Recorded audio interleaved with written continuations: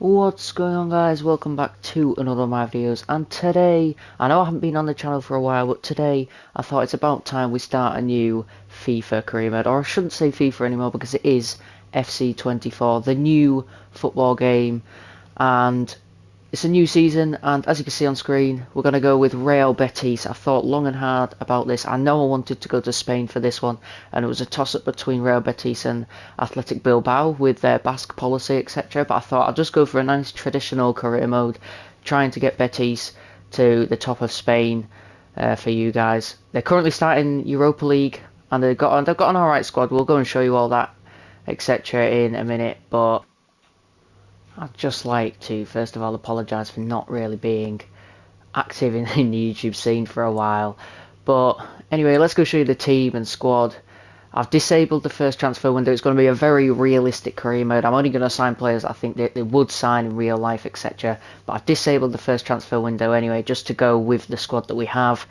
And yeah, so there won't be any signings till January, and we'll just focus on the gameplay for the first part of the season. We'll just see how far we go. So this is the formation we're going to be using. It's a 4-2-3-1. I think it's a quite solid team. We've got some 80 plus rated players. So we'll go through it, starting with the goalkeeper. We're going to start with Bravo in goal. I think it's not our best rated goalkeeper, but I feel like Bravo, yeah, I just prefer to use him over Rui Silva. I know he's 40 years old, but we'll give him the send-off he deserves because he's had a brilliant career and stuff like that. So we'll start with him in goal. We'll go with Miranda at left back as well. We've got another decent option at left back, Abner. He's young and he'll be able to develop, so we'll use him in some squad games, I would have thought. Rubial as well could be used at left back if we need him. Over on the right we have Hector Bellerin, obviously ex-Arsenal player. He'll be able to do a job on the right hand side, but it may be an area where we look to improve on in the future. Our two centre backs, definitely an area I'll be looking to improve at some point. Petzela is currently the captain. He's 32 years old, but only 76 rated. And he's not the paciest. 53 pace. It's not great. And obviously Bartra near him. He's a veteran of the game as well. 32 years old. So they're both 32. Both our centre backs. So we'll hopefully be able to bring in some younger centre backs just to replace them over time. But he's a little bit better. He's at 79 overall with a little bit more pace, and he's a little bit more well-rounded as well. So it's a decent option there. And we'll move into the two CDM positions. We don't really need to touch these for at least the first season anyway. Rodriguez, he's a great player to have there. 28 in the peak of his career, prime of his career.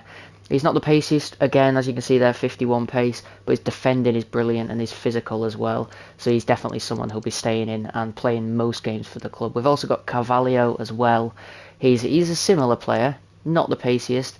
He's got good physical, good defending, good dribbling, passing. He's exactly what you want in a CDM. He's a little bit older at 31 years old, but obviously these two will be staying there.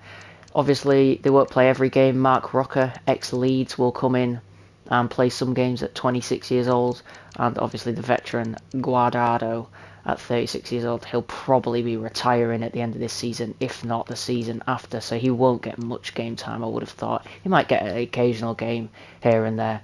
And then we'll move into the three slightly forward players. We'll start in the middle. Nabil Fekir, obviously, I think when you think of Real Betis, this is who I think of. I think of Nabil Fekir, and he is one of their main man. 29 years old, so he's getting on a bit now, actually. He's not the oldest, obviously, but he's just passing his prime now. And at 83 rating, I think that reflects that. That overall's probably going to start coming down. But for the time being, he's going to be staying there. We've also got Isco, who's another good central attacker midfielder to have in the squad. Coming from Real Madrid at 31 years old, he's just good player to be rotating around the starting line because he's been there, done that with Real Madrid, so he knows how to get the team going, I guess you could say. We've got Jose Perez on the left. He's played in the Premier League with Leicester as well, and Newcastle, to be fair. 29 years old. He's just a good left winger. He's not hit 80 rated yet, but he's got 4-star, which is always nice. Controlled explosive, that's pretty good as well. He can play anywhere along in these positions, so if we need to rotate the side, if we start to get a few injuries, he can obviously do that. Our other left mid, Rodri, He's a great player to have coming on off the bench. We also have Ezalzouli. Anyway, he's 73 rated at 21 years old, so we have really good young options coming off the bench. So I don't think the wing is somewhere we need to improve, because we've obviously on the right got Henrique as well. People are craving playing with this guy this season. He's 22 years old, good pace, good dribbling, shooting could do with some work, so we might have to put a development plan on him just to get shooting up a little bit when he's cutting inside and shooting, finessing, etc. But he's got 4-star, and he's a great winger, and it won't be long before he's 80 overall in this career mode, I imagine, and he'll be playing most games for the club. And then, of course, up top, our joint highest rated player is Borja Iglesias. Now, he's getting on 30 years old. I've got to say, this squad is pretty aging. Apart from the young wingers that we have, it's quite an old squad, especially in the midfield and up top, of course, with Iglesias and Willian Jose as well. He's not the youngest at 31 years old. So Borja Iglesias up top, he'll be staying here for at least the first season, because he knows how to stick the ball in the back of the net, and that's exactly what you want from a striker. Look at that 84 shooting. And he's very physical as well. You can see that 92 strength and 89 jumping. He'll be good in the air if a ball comes into the area from a cross. So that's the starting 11 we're going to use. We haven't fiddled around with the instructions, so they're just on the default ones.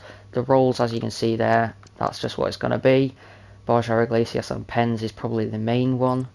Tactics, we haven't fiddled around with that either. We've just kept that as the same. So we're just going to go see how this team does for the first few games, and if we need to make adjustments we can. But that's going to be the starting 11, guys, for most games this season, I would have thought. I also forgot to mention what tactical vision we're going to be using, because this is obviously new to this year's game, FC24 career mode. They've brought in a tactical vision, which I think is really good addition, because you get to kind of implement your own style of play into the game. So we're choosing wing play. I just really enjoy this, and I think it will suit this team a lot as well. Jose Perez, and we've got the young, quick players down the wing with Luis Henrique and Hector Bellerin down the right, and obviously got Miranda down the left. So they'll be able to swing in crosses that way, and I think Iglesias is someone you want in the middle for the crosses. So I do think this is the tactical vision that will be able to get the best out of the players. So I'll go and show you the coaches that we've got. I'm not going to overdo it with the coaches, but we're going to bring in a few coaches, and I'll show you that right now. So these are the coaches we're going to be going with. I've just chosen 2 for each department. Now the stars are important, but I don't think it's the be-all and end-all, to be honest. And you can only have a maximum amount of coaches this season, so, you know, you can only work with the coaches that you have at your disposal. And so we're never going to get really close to the ideals, apart from in attack, where we've managed to pick up 2 5-stars.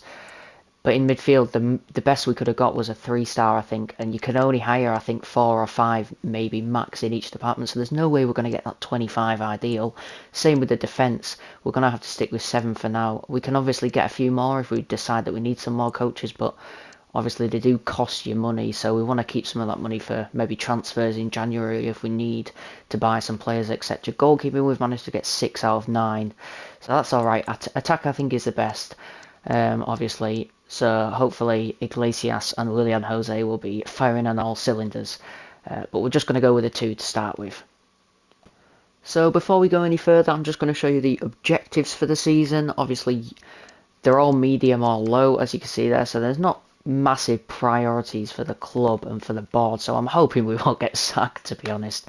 But youth development, we need to sign 4 players, 1 for each position in the youth academy: goalkeeper, defender, midfielder or forward. We should be able to do that. I'll make sure I go and get some youth scouts. Brand exposure, we need to replace 3 players from the team. We're going to have to do that in January then. I reckon we can do that. If it's an important priority, it says medium, but we should be able to do that anyway in January.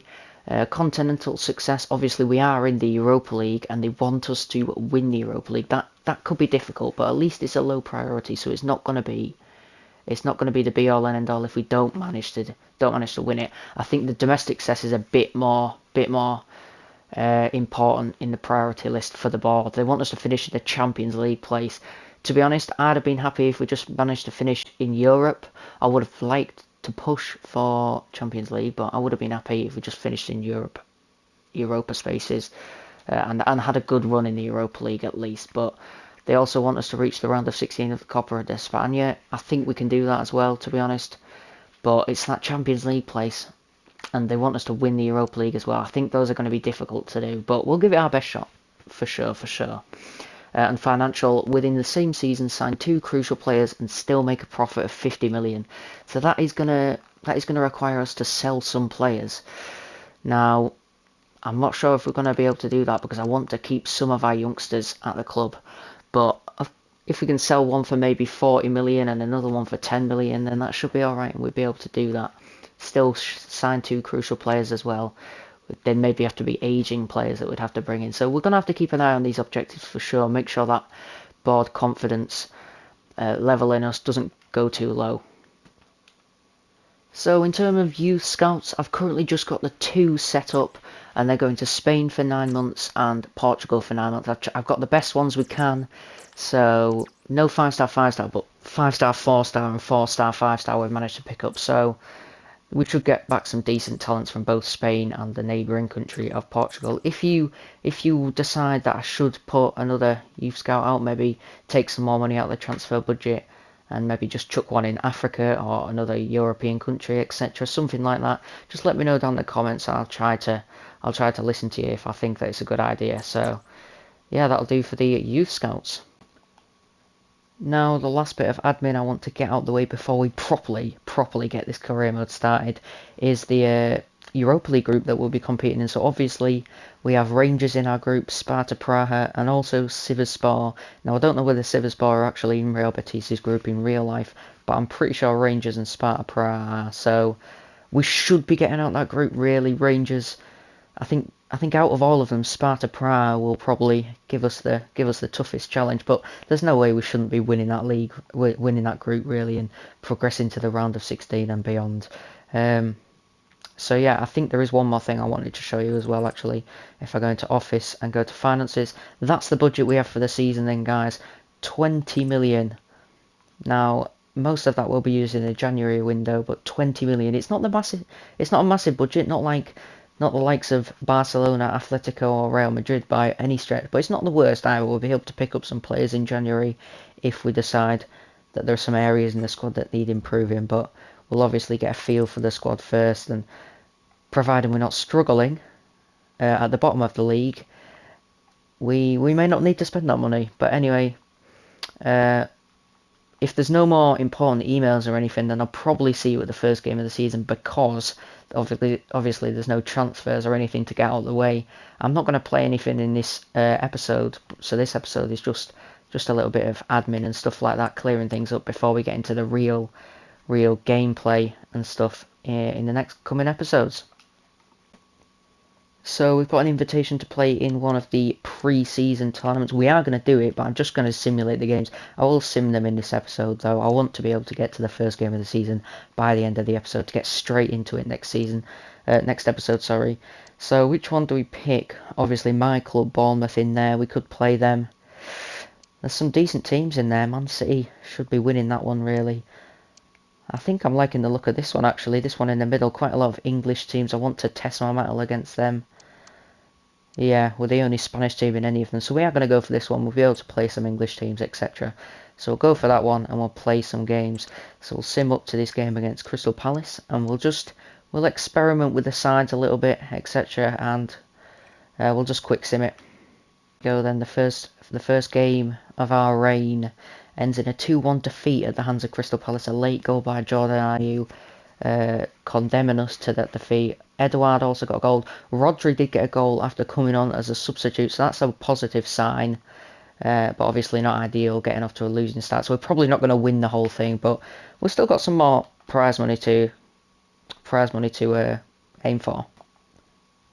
Okay, the second game also finished in a 2-1 defeat, this time against Liverpool. Look, I don't think there's any shame in losing to Liverpool. We did take the lead through the bright youngster Luis Henrique, though, before Luis Diaz and Mo Salah's goals after half-time. We did, in fact, concede another late goal, 86 minutes, to Mo Salah, so that's disappointing. But if you look on the balance of play, Liverpool probably did deserve the win there. But anyway, we'll move on to the last one. We'll try and get at least one positive result. So, guys, it's 3 defeats from 3 in the International Cup to start the season in pre-season. This time it was 3-2, so we managed to score 2 goals, but also conceding 3 goals. And conceding 3 goals when they had a man sent off as well against 10 men. That's pretty disappointing, I've got to say. So there's definitely areas to improve, but Luis Enriquez and Borja Iglesias getting off the mark for the season, or the latter anyway. Luis Enriquez makes it 2 goals in 3 games, but goals from Xavi, Kevin Campbell and Luis Openda settle the game in favour of from Leipzig.